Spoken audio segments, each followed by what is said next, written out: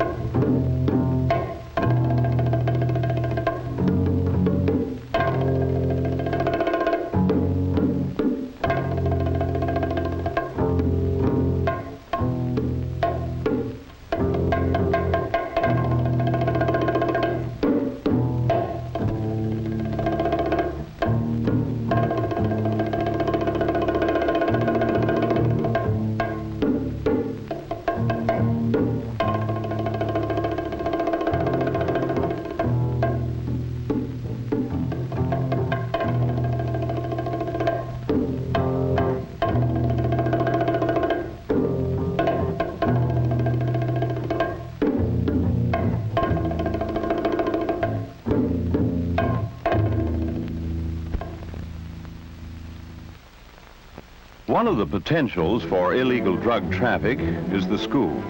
Here, the connection can be found with these peddlers of misery who prey on the unwary, the uninformed, the curious, the thrill seekers. Most young people will continue through life as normal, responsible citizens. Others, the shunted and unloved, the unguided, the seekers of thrills and kicks are candidates for the slave world of lifelong drug addiction. But no one is immune. How does it happen? Where does it start? What are the signs? The pattern is generally the same. Take a lack of responsibility, the inability to make right choices, add to it ignorance and indifference, and top it off with a desire for escapism and kicks. The sum total is then conceivably found in the bennies, the reefer, the pop needle. Take John Scott. He'd be the first to laugh at the thought of his being hooked. Sure, before the last exam, he took a couple of bennies to pep him up, but so what? Everybody knows a couple can't do any harm. What he should have known is that not only are barbiturates dangerous to his nervous system, but they destroy the inner resources he has now to overcome the obstacles of daily life. But he's too busy with his girl, his car, his sports. The little problems he has don't seem too important. He knows he's failing in English and on the borderline in math, but he's not really worried. He knows he'll be okay on the next exam. Sure, he'd be willing to come for extra instruction on Saturday, but Saturday's his practice day. He's doing well in track, and he feels he will do better. With more training and practice, he might even get to represent the school in the state finals. But word has come down that his grades aren't too good. Unless he pulls them up, he can be put off the team. A normal enough problem with a normal enough solution. Hit the books a little harder, get a little help, and pull them up. It will mean giving up some fun and weekends, but he knows he can do it. If necessary, he can cram a few days before the exam and even pep himself up on bennies. He handled them before, and he knows where to draw the line. He knows he'll never go beyond that step. But someone else knows John has taken his first step toward drugs. Someone who is willing to help him take the second and the steps where eventually he becomes a member of that tight society of drug addicts. To John, it seems perfectly natural and innocent to bump into an old classmate. He hasn't seen Pete since he dropped out of school last year.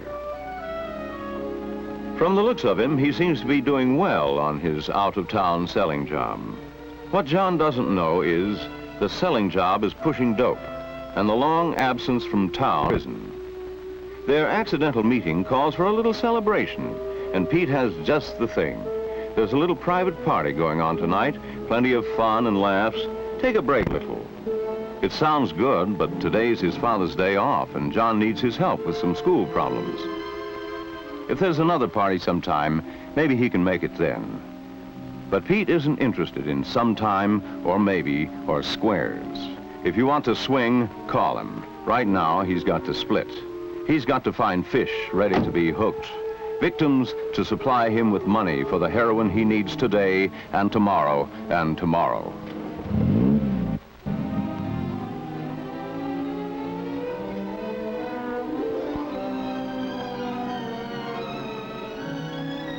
Compared to Pete's problems, John's are nothing. Poor grades, expulsion from the team, the frustrations and responsibilities of growing up seem important only to himself. All he needs is a little help, a little guidance, a little understanding. But the help, the guidance, the understanding are not there when he needs it. His parents are away just when he was counting on them to be home. His problems must wait for tomorrow, or he can solve them tonight alone.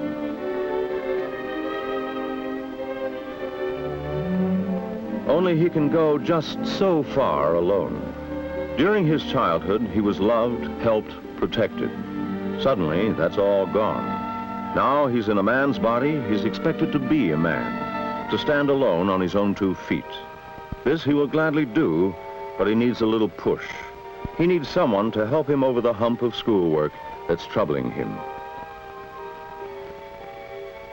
Today, he's had it. The studies can wait until tomorrow. He knows he can finish them then. What he doesn't know is behavior habits formed long ago are now taking over. The practice of putting things off, making excuses, shirking unpleasant tasks is strongly etched in his character. It's Saturday night and everyone else is out having fun. It's the best excuse in the world to join the party.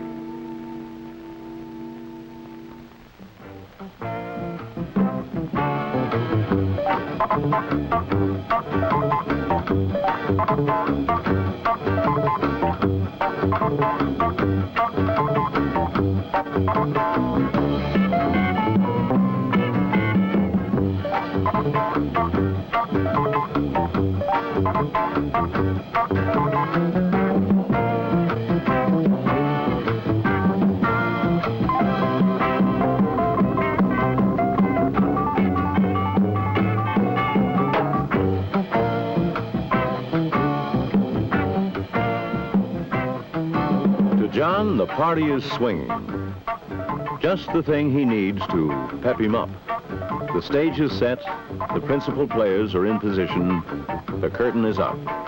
John doesn't realize it, but he has just been cast as the star fall guy in a real-life tragedy.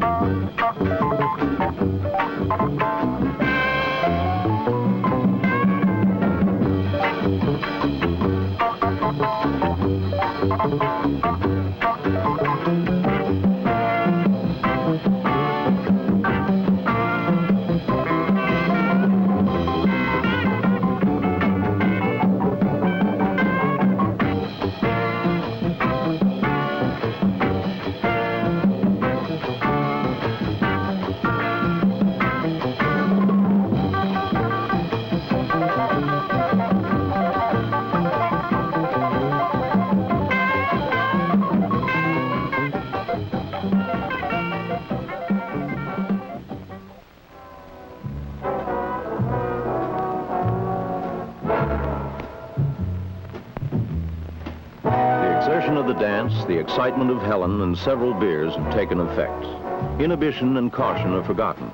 When Helen suggests they have a few more beers, he's all for it. Why not? Everyone else is doing it. To refuse would be square. and that terrible label must be avoided at all costs.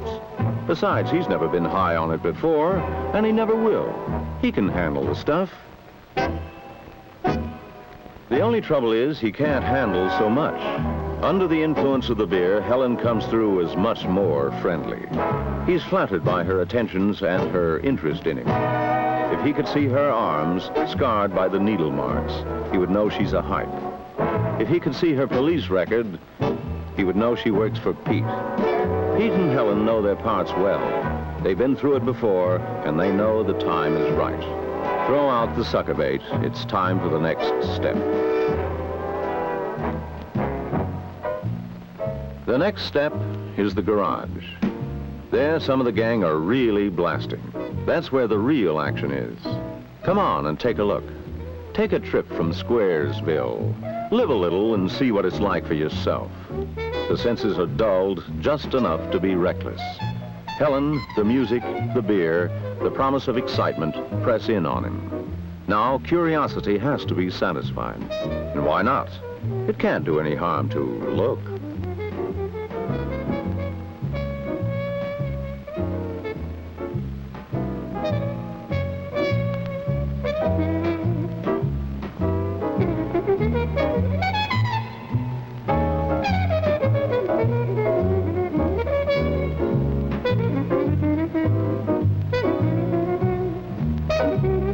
This is the real action, the pot party. The trippers, the grasshoppers, the hip ones, all gathered in secrecy and flying high as a kite. Outside the boundaries of their phony world of kicks is the ever-present possibility of discovery. This must be avoided at all costs, for discovery brings with it the penalties of society: shame, arrest, prison. So destroy the evidence, leave not a trace, burn it in paper trash. That way they can deny possessing the illegal marijuana. They can say the flaming can is part of a game. They can lie, they can swear. This time the gang's lucky. It's not the law, or discovery, or problems. It's just their supplier, Pete, with his #1 chick, and a new guy looking for kicks. Forget it, man, and get with the countdown. Shake this square world and blast off for Kicksville.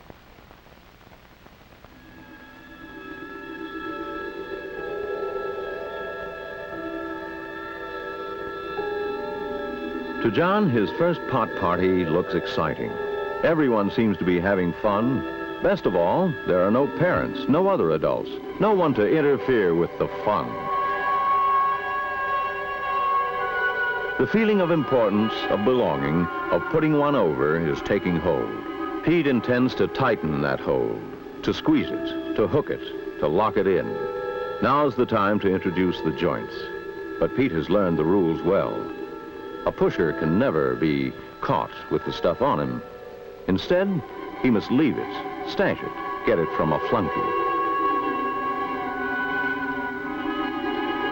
This is the test, the time to separate the man from the boy. John's willpower, individuality, character are slipping down the drain. In their place come the old behavior habits and excuses. Everybody else is doing it. If he can handle bennies and beer, he should be able to handle a few harmless puffs, just to see what it's like. The natural defenses are crumbling. The barriers of caution are beaten down. Drag it, man. Try anything once. Fly. You can't get a habit from weed. Quit whenever you like. Don't be chicken.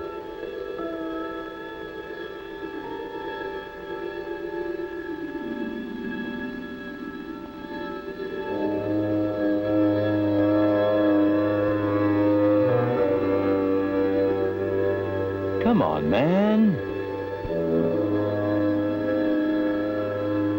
Get with it. Under the proddings of the gang, the effects of the atmosphere and beer, the desire to belong, he chooses to go along.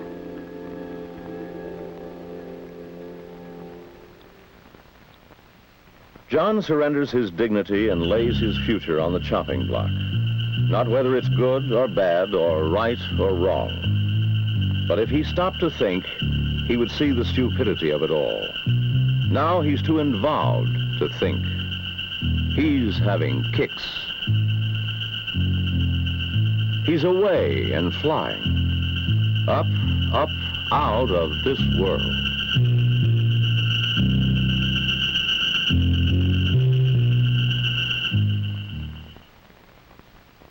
But everything that goes up must come down. When John came down, he landed with a thud. Due to the effects of the alcohol and the late hours at the party, the following day he was too tired, too sick to study. Now, facing another school day, he finds the same problems, the same responsibilities are still with him. As well as arguments, traffic violations. And as the days go by, he looks for more kicks, more escape from the troubles he brings on himself. Each time he feels the need for kicks or he's troubled, he returns to marijuana. He knows that marijuana isn't physically addicting.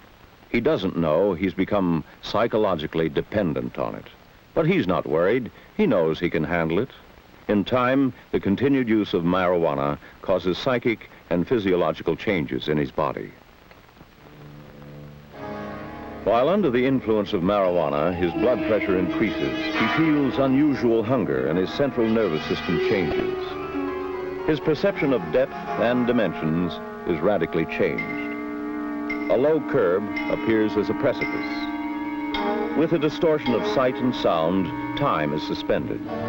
Fast action appears slow. The whole world is distorted. When the big blow comes, angry, resentful, humiliated, sinking into the pit of despair, and he needs help to pull himself out. But where should he look for it? Whom should he ask? The coach won't give him a break. The teacher? He's already failed him, so why keep on with studies? His parents? They don't understand anything. Religion? What a laugh that would give the gang. Those resources and others are available to him, but he thinks only a pal can help. Help split this square world. Help him forget everything and everybody. He's been dragging the weed now long enough to want to try a bigger kick. In his present frame of mind, the bigger, the better. Psychologically, he's ready to make the big C.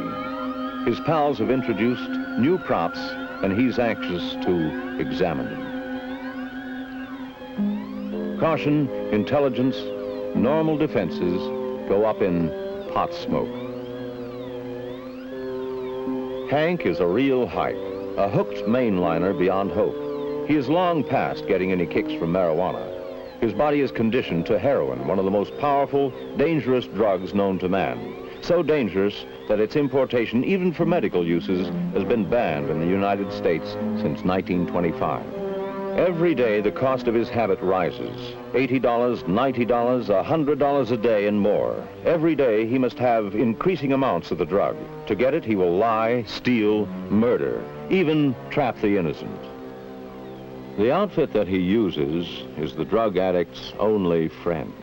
With it, he can exist in his living hell until the next fix.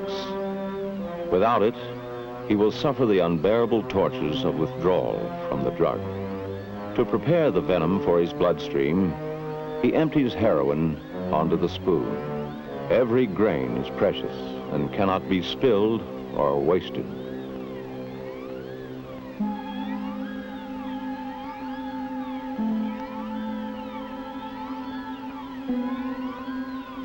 A few drops of water are added to make a solution.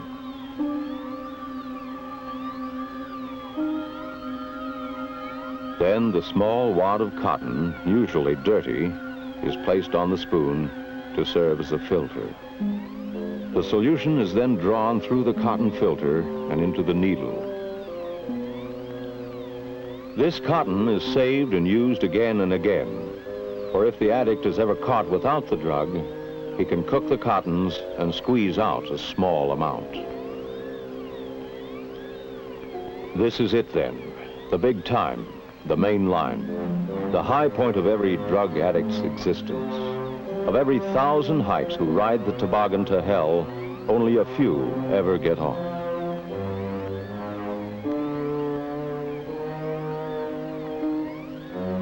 Of course, Pete is careful not to let John see the actual needle pop. that is hidden, ignored, bypassed. Instead, only the fun, the kicks, the real blast is played up. The tourniquet is quickly tied and secured. The vein is enlarged. The hype is ready. All sanitary precautions are ignored and normal hygiene protections are out.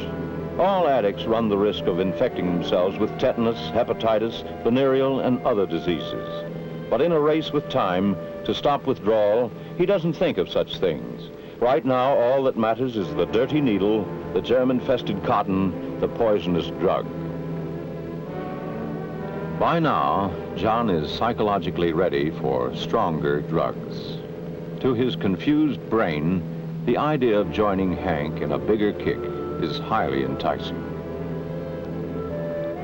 It would be all right to try it just once, just to see what it's really like. The only thing is the ugly-looking needle, the vague, uncertain fear of maybe getting hooked. His pal laughs at his fear of a little needle. A small pop doesn't hurt. It only makes you fly. Besides, only squares get hooked. The hip guys are just occasional users. You blast every once in a while and quit whenever you like. A few pops now and then can't possibly hurt. The idea of a real kick without getting hooked takes hold. John isn't afraid, and he certainly isn't square. The chain reaction has reached the end of the line. He's handled alcohol, goofballs, marijuana. Now he's positive he can handle one little pop. But something seems to have gone wrong. The excuse of, "it can't happen to me," was all right for the first pop and the second and the third. But the more heroin he shoots, the more tolerance his body builds, and the more he needs. He needs a shot now, and he needs it badly. But this is the last one. After he's feeling better, he'll quit. Never touch the stuff again.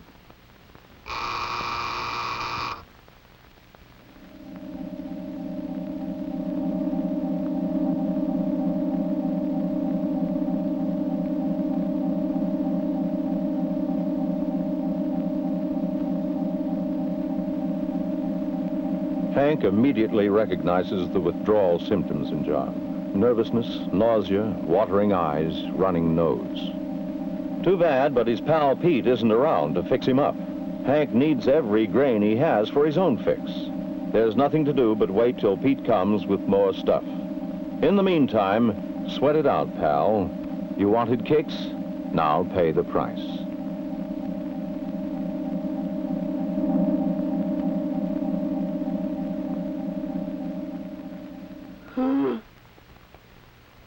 At first, it all seemed like such harmless fun. It was hip to go along with the gang. But where's the gang now? Why aren't they with him when he needs them most?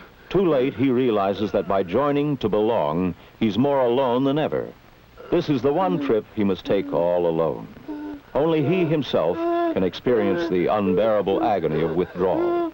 Alternately, he will feel chills and burnings. Violent muscular cramps will rack his tortured body. He will vomit and then retch in uncontrollable convulsions. The agony will reach its peak in 36 to 72 hours, then continue for 2 more weeks. In the meantime, he must obey the rules of the drug addict's world of secrecy. His screams of pain can bring discovery. Worst of all, they can bring the law and forcible denial of the hell drug addicts must have. So cool it. Cut it. Strangle it. In the jungle land of narcotics, it's fight, claw, kill, and every man for himself. The demons of withdrawal pains have increased their torture. They run rampant through his body and prepare to multiply themselves hundreds of times again. Ironically, the only relief from his demons is through the very poison that originally hooked him. The same heroin that will bind him ever more tightly to his living hell. But the blessed temporary delivery is not given through any noble, charitable motives. It's just the final step in Pete's carefully laid plan. He's made another junkie and another source of money. Now, with the hook in deep, he twists it to make sure the victim will never get away. Now that John has experienced the horrors of withdrawal, he will make sure he gets his junk every day. His pal Pete will be glad to supply him, but only for money, plenty of money. For in the vicious racket that preys on human misery, there is no trust, no credit, no mercy. It's cash on the line or the unbearable agony of withdrawal. How to get the money presents tremendous problems.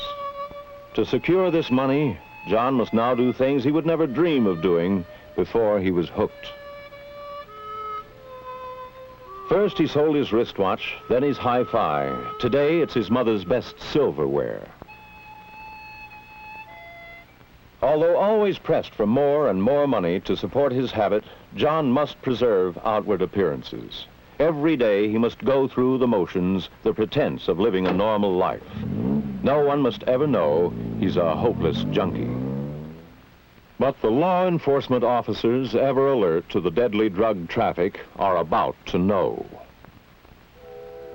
Helen, the swinger, the hip chick of the gang, has been picked up for shoplifting in a downtown store.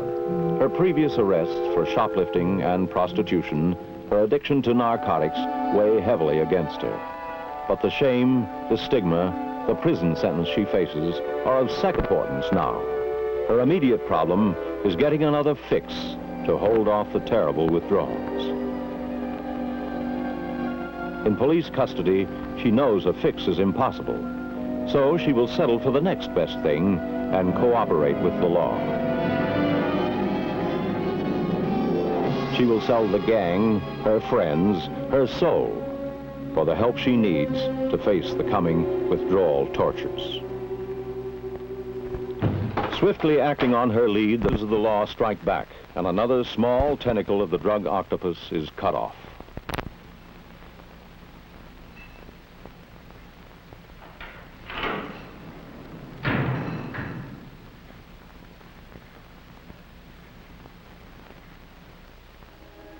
But the infected victims still go on. With a police record to haunt him as long as he lives, John uses the leniency of the law sometimes allowed first offenders.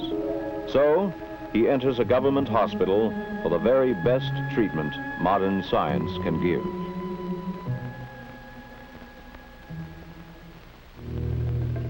Months later, the agony of withdrawals, the care, the treatments are behind him. Now that he's kicked the habit, he can try to pick up the pieces of his broken life. I wonder if Pete and Hank are out of prison yet. It won't do any harm to stop by and just say hello.